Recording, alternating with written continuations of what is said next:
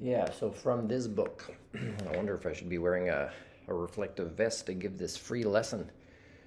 I no longer hold a license as a driving instructor, but I am a driver psychologist, and anybody can challenge me to a public debate on that if they have the courage. It's it's hard to find the information I'm looking for. The word alley is not in the index of these books. I can't remember where I found it before, but I believe the speed limit in an alley is 20, which is often too fast and unsafe. Hey, by the way, in case you didn't know this, I have to tell people all the time.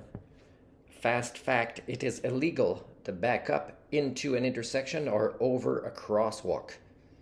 Okay, so if there's a crosswalk painted on the ground, not a place you should be backing up, even if you have 17 cameras around your vehicle that you're not paying attention to. Okay, so so I didn't find the information I was looking for, but today I did see again two adults riding their bicycles on the sidewalk with no helmets or other protective gear, and they drove right beside the building, a bank building, where the exit of an alley is and the big wider sidewalk.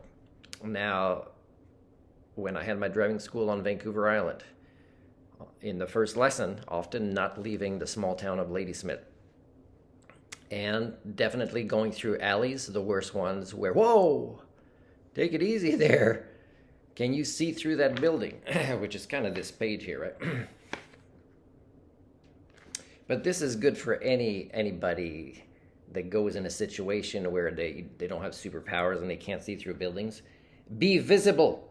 Bicycles are narrow, so you need to work at making yourself visible.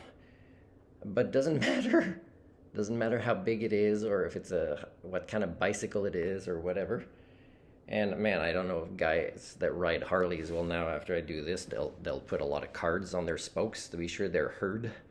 But the thing is you're not really supposed to be on a sidewalk with a bicycle. Certain countries allow it, like Japan. And but wear a helmet. But the thing is we see it all the time. We see so many people drive through alleys in Smithers here, just like in Ladysmith. Not always for shortcuts, but not realizing that, hey, when you can't see at the corner of this cement building who's coming on the sidewalk at whatever speed, whether they're an adult, whether they're a child, whether they're running, whether they're on a bicycle, whether they're also without superpowers to see through the building and see you, is you have to stop. Do a stop. Definitely a stop before a sidewalk when you leave an alley or a parking lot or whatever.